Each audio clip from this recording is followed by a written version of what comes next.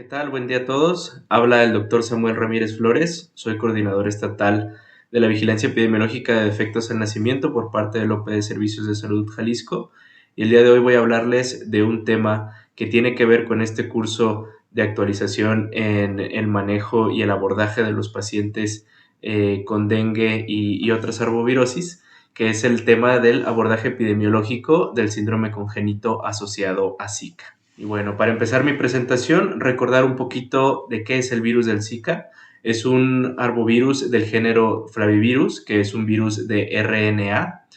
que se adquiere a través de la picadura de mosquitos Aedes aegypti y Aedes albopictus hembras infectados con el virus. Es una enfermedad transmitida por vector, igual que el dengue, y se puede transmitir también por la vía sexual o de forma prenatal durante la gestación. Es por eso la importancia de la detección de este virus Zika en las mujeres embarazadas y sobre todo en los recién nacidos por las complicaciones neurológicas que pueden tener. Dada esta importancia, tenemos que recordar que en México la vigilancia epidemiológica de esta situación del síndrome congénito asociado a Zika está integrada dentro de la vigilancia epidemiológica de defectos al nacimiento.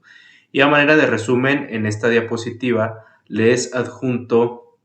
este flujograma que nos dice qué acciones realizar a nivel epidemiológico en caso de detectar un caso sospechoso de síndrome congénito asociado a Zika. Entonces, tomando en cuenta los defectos al nacimiento que se estudian en este sistema de vigilancia es la anencefalia, la espina bífida, el labio y paladar hendido y la microcefalia. Tanto la anencefalia, la espina bífida y labio paladar hendido tenemos hasta una semana para hacer la notificación de estas entidades cuando se detectan. Sin embargo, la microcefalia, por la importancia que tiene y la relación que tiene con el síndrome congénito asociado a Zika, se debe de notificar de manera inmediata. ¿Qué quiere decir esto? En epidemiología, de manera inmediata, quiere decir que hay que notificar estos casos dentro de las primeras 24 horas de su detección. Para eso tenemos que realizar el llenado del estudio epidemiológico que se conoce como estudio de caso de defectos al nacimiento,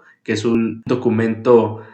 oficial y específico para este tipo de patologías que debe de llenarse en estos casos. La notificación debe de realizarse en la plataforma específica que más adelante vamos a conocer y debemos de realizar un adecuado análisis y difusión de la información. Cuando estemos entonces ante un caso de microcefalia que nosotros sospechamos que se asocia a la exposición del virus del Zika, debemos de realizar el llenado de un estudio específico para este tipo de casos que se llama estudio de caso de síndrome congénito asociado a Zika. Se debe tomar una muestra, se debe de hacer seguimiento de caso y finalmente se debe de realizar una dictaminación por parte de la Dirección General de Epidemiología para definir si realmente este caso está asociado a una infección por Zika. ¿Qué es lo primero que tenemos que hacer entonces? Si ya vimos que un caso sospechoso de síndrome congénito asociado a Zika es parte de un conjunto de situaciones asociadas a los defectos al nacimiento, ya vimos que la microcefalia es el principal dato clínico de sospecha, entonces tenemos que hacer una adecuada medición del perímetro cefálico. Para eso tenemos diferentes herramientas que podemos utilizar. Una de ellas es una de las recomendadas, es el caliper antropométrico, que se coloca este caliper a nivel parietal en el cráneo del recién nacido y que nos da una medición exacta. También tenemos otro tipo de herramientas como la cinta métrica con hebilla, que es generalmente la que más se utiliza en todos los niveles de atención, tanto en los centros de salud como en los hospitales. Esta cinta métrica, que es de fácil acceso, pues se coloca de manera correcta en la glabela y en el occipucio o opistocráneo del recién nacido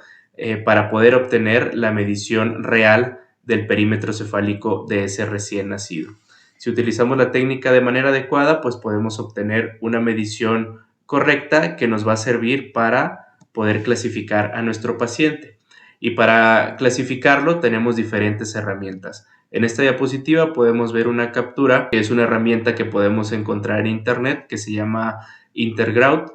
Si ustedes en su buscador de internet ponen este nombre, Interground 21, les va a aparecer esta calculadora que nos sirve de herramienta para hacer el score Z y poder graficar adecuadamente el perímetro cefálico del paciente y saber cuántas desviaciones estándar está por debajo de la media. Entonces, al tener una desviación estándar de 2 o más de 2 desviaciones, ya podemos decir que el paciente efectivamente tiene microcefalia, y si tiene los antecedentes maternos de exposición al virus del Zika, pues lo podemos clasificar como un caso sospechoso de síndrome congénito asociado a Zika. Entonces, volviendo a esta herramienta,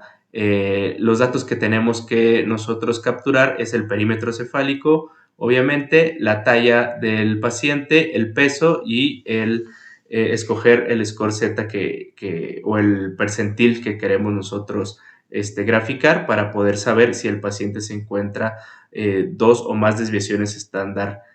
hacia abajo de la media y poder decir que el paciente tiene microcefalia. Existen además otras herramientas para percentilar esta medición, que son las recomendadas por la Organización Mundial de la Salud, y existen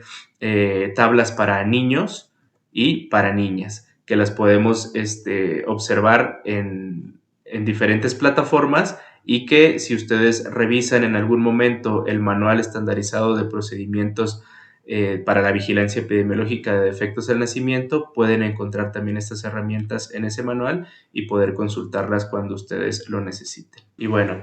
ya vimos que tenemos que identificar que el paciente tenga microcefalia, que es el principal dato clínico que debemos de observar en el recién nacido para sospechar en síndrome congénito asociado a Zika.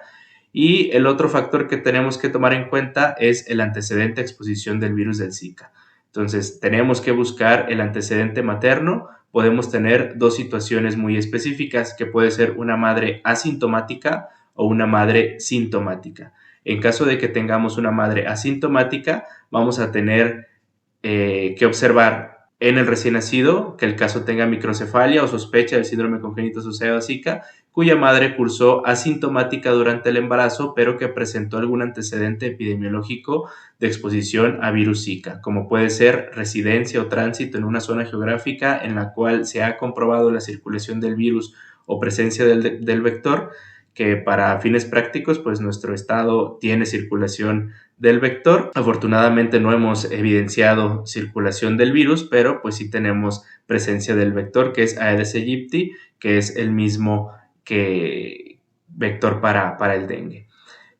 La pareja sexual con cuadro clínico que cumple con definición de caso de infección por virus Zika, puesto que ya vimos que es un virus que se puede transmitir también por la vía sexual. Entonces es importante tomar en cuenta estas situaciones en madres asintomáticas, y para madres sintomáticas tenemos que tomar en cuenta que haya sospecha de síndrome congénito asociado a virus Zika en el recién nacido, en el que la madre cursa o cursó con un cuadro clínico durante la gestación que sea compatible con infección por virus Zika y cumple con criterios de definición operacional de caso por Zika. O sea, podemos tener estas dos opciones: madre asintomática que tenga antecedentes epidemiológicos de importancia para la presencia probable del virus de esa madre, o la madre sintomática que sí se puede evidenciar la infección activa o pasada por el virus del Zika. Muy bien, entonces, si tenemos un caso probable de enfermedad por el virus de Zika en mujeres embarazadas,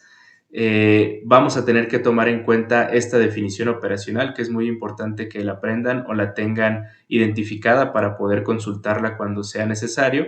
Vamos a decir que toda mujer embarazada que presente 2 o más de los siguientes signos o síntomas, que es fiebre, exantema, conjuntivitis no purulenta, cefalea, mialgias, artralgias o dolor retroocular, edema periarticular, prurito, y que se identifique alguna sucesión epidemiológica, como las que ya comentamos: presencia del vector Aedes aegypti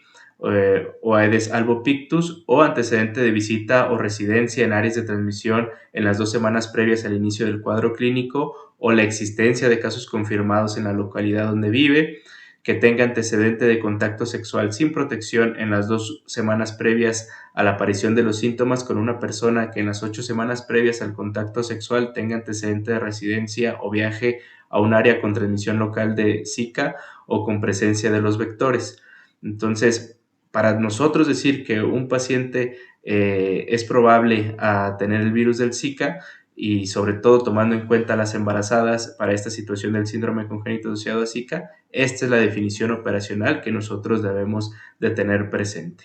Entonces, para que no lo olviden, para que lo tengan siempre presente y lo puedan aplicar cuando sea necesario. Ya que tenemos identificado un caso sospechoso de síndrome congénito asociado a Zika, el otro paso que tenemos que seguir en el abordaje de estos pacientes es su clasificación. La clasificación de estos casos se debe de hacer por un grupo de expertos. Para los casos de síndrome congénito asociado a Zika, lo debemos de definir como todo aquel óbito, mortinato o neonato en el que se identifique uno de los siguientes datos clínicos más una prueba molecular, que debe de ser una prueba de PCR en tiempo real o serológica IgM avaladas por el INDRE, positivas, obviamente, o uno de los siguientes signos clínicos más una prueba molecular o serológica IgM avaladas por el INDRE positiva en la madre. O sea, podemos tener una muestra positiva en el recién nacido, óbito o mortinato, o en la madre, y al tenerlo positivo, pues podemos clasificar a este caso como un síndrome congénito asociado a Zika. Los signos clínicos que podemos encontrar en los pacientes con síndrome congénito asociado a Zika son la microcefalia severa, que resulta en un cráneo parcialmente colapsado, la corteza cerebral delgada con calcificaciones subcorticales, que lo podemos encontrar en una tomografía, las anomalías oculares, incluyendo cicatrices maculares y moteado pigmentario de la retina. Podemos encontrar en estos pacientes contracturas congénitas o alcance limitado del movimiento articular, incluyendo pie equinovaro,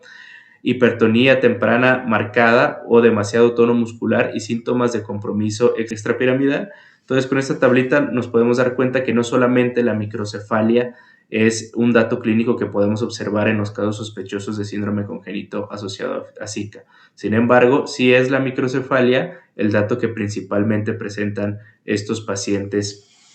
al momento de la sospecha y del diagnóstico. ¿Cuál es la recomendación y la petición que les haríamos a todos ustedes que toman el curso para identificar a los casos de síndrome congénito asociado a Zika y otros defectos al nacimiento? Pues que debemos de realizar búsqueda activa por parte del personal de salud responsable de la atención de los recién nacidos en el momento del parto, utilizando para ello la exploración física de manera adecuada y en algunos casos el estudio de gabinete específico.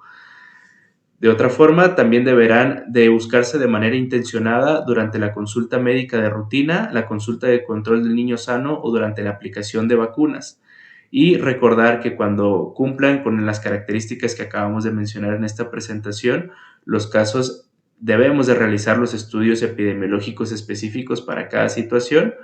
teniendo mucho en cuenta pues esta situación que es el síndrome congénito asociado a Zika, y tener un buen respaldo de una buena nota médica, una historia clínica completa para poder complementar la información al momento de las dictaminaciones que se deben de realizar de todos estos casos que se estudian. Entonces, para que conozcan estos formatos oficiales que se deben de llenar, pues está el estudio de caso de defectos al nacimiento, que se debe de llenar cuando identificamos alguna situación de defecto al nacimiento, pero el estudio que más nos va a importar para esta presentación va a ser el formato de caso con sospecha de síndrome congénito asociado a Zika, donde vienen una serie de preguntas que van relacionadas a la probable infección por el virus del Zika en este recién nacido y que sea la explicación de los defectos al nacimiento que está presentando este paciente. Estos formatos los podemos encontrar en el manual específico de la vigilancia epidemiológica de los defectos al nacimiento y se tienen también de manera electrónica en formato de Excel con los epidemiólogos jurisdiccionales de su región sanitaria. Y bueno, para que conozcan un poquito más del proceso epidemiológico que lleva esta información, cuando ustedes llenan el estudio epidemiológico de síndrome congénito asociado a Zika, toda esa información debe de ser vertida en una plataforma que se alimenta a nivel nacional y en Jalisco pues no es la excepción. Nosotros tenemos una cuenta exclusiva para el Estado en la página del CINAVE, que es la de vigilancia epidemiológica, y que solamente pueden utilizar los epidemiólogos jurisdiccionales y estatales para poder alimentar los datos y las bases de datos. Entonces tenemos un usuario específico, cada uno de los que alimentamos esta plataforma, y podemos encontrar diferentes opciones cuando ingresamos a esta página. Podemos capturar casos, podemos darle seguimiento a los casos, podemos realizar reportes generales y descargas de bases de datos. Podemos también buscar casos para ver cuál ha sido la evolución, para darle seguimiento a estos pacientes, y pues así es la importancia que tiene la información que ustedes nos proporcionan al llenar de manera adecuada y hacer los seguimientos adecuados a los pacientes de síndrome congénito asociado a Zika. Afortunadamente no hemos encontrado casos que sean confirmados a la infección por virus del Zika. Sin embargo, sí tenemos casos con microcefalia que deben de ser estudiados de manera adecuada para en el tiempo que sea poder confirmarlos o descartarlos con esta asociación del virus del Zika, que sería importante identificar, pero que afortunadamente en nuestro estado pues no tenemos actualmente circulación del virus. Por mi parte sería todo, les agradezco mucho la atención y que sigan aprovechando este curso de actualización. Saludos.